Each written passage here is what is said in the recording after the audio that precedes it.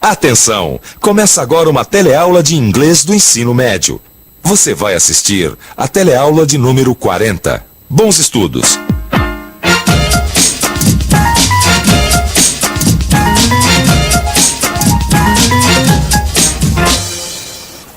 Hello, my friends. Today is a big day. Hoje é a nossa última teleaula do telecurso de inglês. Você vai rever as diferenças entre will e going to, vai rever também como é o passado dos verbos em inglês e, por fim, vai revisar o grau comparativo dos adjetivos. E aí, pronto para a revisão? Legal. Então, que tal a gente começar com a diferença entre o will e o going to? Para isso, vamos rever uma conversa que o Tom teve com a Diana e o Bob.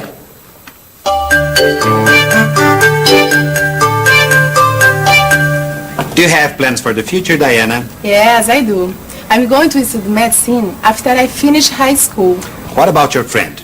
Aquela com quem eu estava conversando no telefone? Ela mesmo. Does she have plans for the future? I don't know. I think she will look for a job as a flight attendant. And you, Bob, do you have plans for the future? Of course I do. I am going to be an astronaut. Are you sure? Yeah. Bem, o Bob disse que tem certeza sobre o que ele quer ser no futuro. Ele disse que vai ser um astronauta. É por isso, porque ele tem esse plano para o futuro, que ele usou o going to.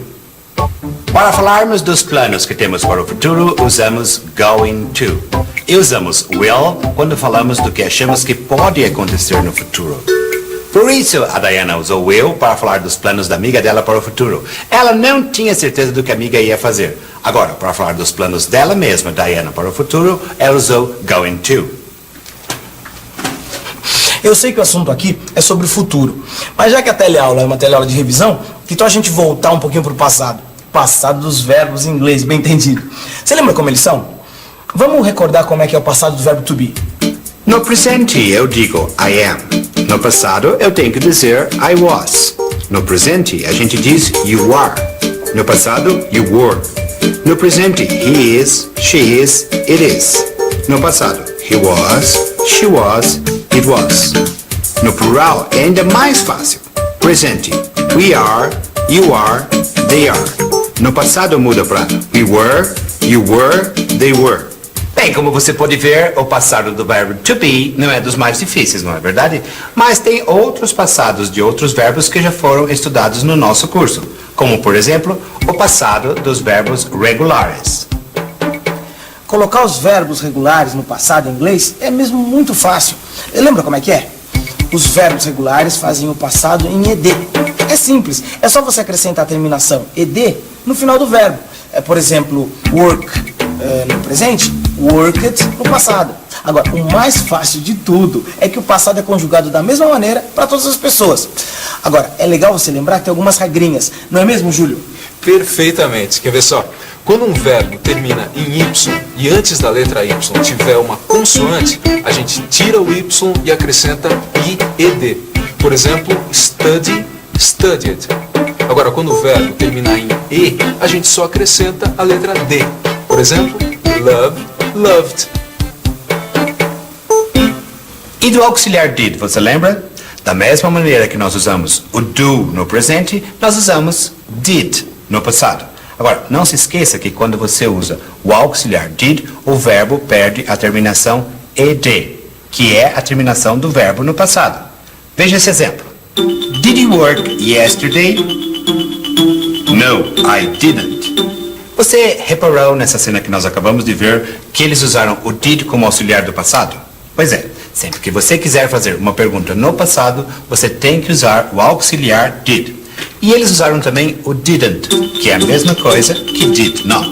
E o didn't, como ficou bem claro nessa cena, é usado quando a gente faz uma frase no passado e na negativa. Well, dando sequência para a nossa revisão sobre os verbos no passado, falta a gente ver agora como que é o passado dos verbos regulares, como o take, por exemplo, que o passado é took. Mas como é que a gente sabe que o passado de take é took? Será que tem alguma regra para isso? Não existe uma regra para a gente saber como se faz o passado dos verbos irregulares em inglês. Então você vai me perguntar, mas como é que eu vou saber? E eu vou te dar duas dicas. Primeira, Pegue um dicionário. Nele você vai encontrar o passado dos verbos irregulares. Por exemplo, vamos ver aqui o verbo to go. Simple past, went. Past participle, gone. Ou seja, no dicionário você vai sempre encontrar essas duas formas. O passado simples e o particípio passado dos verbos irregulares.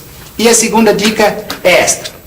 Pegue uma tabela como essa daqui, onde você vai encontrar todos os passados dos verbos irregulares.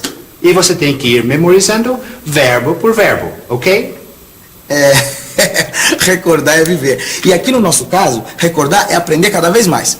E por falar em recordar, você lembra quando a gente estudou os graus dos adjetivos? Quando a gente compara duas coisas, dois objetos ou duas pessoas, tinha o grau de igualdade, o de inferioridade, o de superioridade e o superlativo. Mas vamos lembrar tudo isso direitinho, começando pelo grau de igualdade. The Vatapá Hotel is not as expensive as the Praia Azul Hotel. Ou seja, o Hotel Vatapá não é tão caro quanto o Hotel Praia Azul. E isso, o preço do hotel foi determinante para Mr. Arnold. Bem, mas nós não estamos interessados em diárias de hotéis. Nós estamos interessados em comparar, em inglês, duas coisas com as mesmas características. Por exemplo, quando o Júlio disse que um hotel era tão bonito quanto o outro, ele falou: The Vatapá Hotel is as beautiful as the Praia Azul Hotel. Quando a gente compara duas coisas, dois objetos ou duas pessoas que sejam iguais, a gente usa as, alguma coisa, as. É assim que a gente faz quando vai comparar dois objetos que são iguais. Agora, quando uma coisa é mais que a outra, como é que a gente faz? Para relembrar o grau comparativo de superioridade dos adjetivos, a gente vai rever uma cena quando a Beth recebeu aqui na agência um turista querendo saber o que era melhor, o Pantanal ou Fortaleza. Maybe you should go to the Pantanal or Fortaleza. Well, the Pantanal is more exciting than Fortaleza, but Fortaleza is more beautiful than the Pantanal. What about the hotels? The hotels in Fortaleza are more comfortable than the hotels in the Pantanal, but the hotels in the Pantanal are cheaper than the hotels in Fortaleza. The Pantanal is more exciting than Fortaleza. O Pantanal é mais interessante do que Fortaleza. Você reparou a maneira como a Beth comparou o Pantanal a Fortaleza? Ela pegou o adjetivo que é exciting, colocou a palavra more antes dele e a palavra than depois. The Pantanal is more exciting than Fortaleza. E essa regra de usar more antes e than depois vale para todos os casos? Não, não vale. Essa regra vale para adjetivos com duas ou mais sílabas. Como, por exemplo, quando a Beth usou o adjetivo comfortable para descrever quais hotéis são mais confortáveis, os do Pantanal ou os de Fortaleza. E para os outros adjetivos, você lembra como é que se faz? Vamos pensar um pouco? Vamos pensar um pouco. Grau comparativo de superioridade. Vamos ver como é que se faz isso. Para os adjetivos de uma sílaba, como cheap, a gente acrescenta ER, than. Já para os adjetivos de duas sílabas terminados em Y, como easy, deve-se tirar o Y e acrescentar IER, than. Finalmente, para os adjetivos formados por uma consoante, uma vogal e outra consoante, como o big, por exemplo, a gente deve dobrar a última consoante antes de acrescentar a terminação ER. A gente já revisou como é a comparação de igualdade e de superioridade dos adjetivos. Agora a gente vai ver como é o grau comparativo de inferioridade. Para isso, a gente vai ver de novo uma reportagem que o Tom fez nas ruas de São Paulo. Muito bem, mas na verdade eu estou aqui para fazer uma reportagem para o meu jornal e eu não consegui fazer nenhuma entrevista sequer. Eles querem saber lá nos Estados Unidos quais são os mitos americanos mais queridos aqui no Brasil. Bem, ou seja, de quem será que os brasileiros gostam mais? Por exemplo, is Madonna as beautiful as Marilyn Monroe? Ou seja, a Madonna é tão bonita quanto a Marilyn Monroe? A Marilyn Monroe. Madonna. A Marilyn Monroe. A Marilyn Monroe. Bom, e pelo visto, por aqui os homens acham que a Madonna is less beautiful than Marilyn Monroe. Madonna is less beautiful than Marilyn. Quer dizer, Madonna é menos bonita do que Marilyn. Olha, foram comparadas duas atrizes, né? A Madonna e a Marilyn Monroe. E o público decidiu que a Madonna era menos interessante que a Marilyn. E para isso foi usado o less e o than. Lembra? quando se diz que Madonna is less interesting than Marilyn Monroe, veja que para isso foi usado o less e o than. E é assim, usando o less e o than, que a gente faz o comparativo de inferioridade. Agora, e o superlativo? Você lembra o superlativo? É quando a gente quer comparar uma coisa com todas as outras. Por exemplo, Florianópolis is the most exciting place in Brazil. Eu não estou comparando Florianópolis com qualquer outra cidade em especial, mas com todas as cidades do Brasil. E aí, ficou clara essa história do superlativo? Bom, entender essa história de superlativo eu já entendi, né? Tanto que eu já usei. A gente usa o superlativo quando a gente quer comparar uma coisa com todas as outras coisas. Agora, olha, Júlia, vem cá, eu preciso confessar uma coisa pra vocês. Olha, regra, mesmo assim eu não sei. Mas as regras de superlativo em inglês são super simples, não são, Beth? Não tem segredo. Não? Para os adjetivos curtos, de uma sílaba só, como young, short, fast ou big, por exemplo, ou ainda para os adjetivos de duas sílabas terminados em y, como easy, happy, a gente usa the antes do adjetivo que recebe a terminação est. Então, dessa forma, o superlativo de fast fica sendo the fastest, o superlativo de big, the biggest, entendeu? Ah, entendi. Quer dizer, deixa eu ver se eu entendi direito. Então, assim, o superlativo dos adjetivos que tem uma sílaba só e dos que tem duas sílabas terminadas com y, eu consigo colocando the antes do adjetivo e a terminação est. É isso? Eu não posso esquecer que quando tem y eu tenho que trocar por i, né? Tá bom, aí tudo bem. E pros adjetivos que tem duas sílabas ou mais e que não acabam em y, como é que fica? Aí também não tem segredo. Os adjetivos que têm duas ou mais sílabas e não terminam em y, como beautiful, por exemplo, o que a gente faz é colocar só the most antes do adjetivo. Então, o superlativo de beautiful é the most beautiful. E o superlativo de interesting é the most interesting. Ok, my friends, a nossa teleaula está chegando ao final, mas antes a gente vai dar uma volta ao mundo.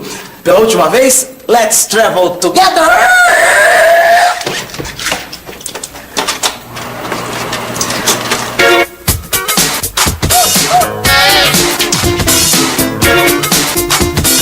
Durante todas as viagens que fizemos pelos países, cidades e territórios de língua inglesa, você pode notar que o inglês está mais próximo de você do que você pensa.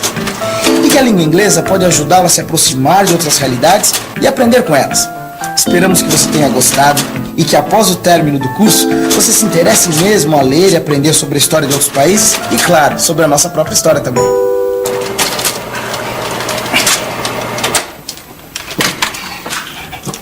Essa é a melhor maneira de você saber o que está acontecendo à sua volta. Pode acreditar. E agora, que tal uma revisada na revisão? E atenção, se liga aí que é hora da revisão. Na teleaula de hoje, você reviu alguns dos principais assuntos estudados nesse curso. Você reviu as diferenças entre will e going to. Reviu também como é o passado dos verbos em inglês. E por fim, reviu os graus comparativos dos adjetivos. Não foi o máximo você ter conseguido chegar até o final do curso? Dá aquela sensação de conquista, de vitória, aquele gostinho bom de ter chegado lá, não é? Mas para você fechar com chave de ouro esse curso, você precisa ainda se dedicar um pouquinho mais. Abra o seu livro de estudos e faça a série de exercícios que está lá. Combinado? Boa sorte, até um dia. Vai!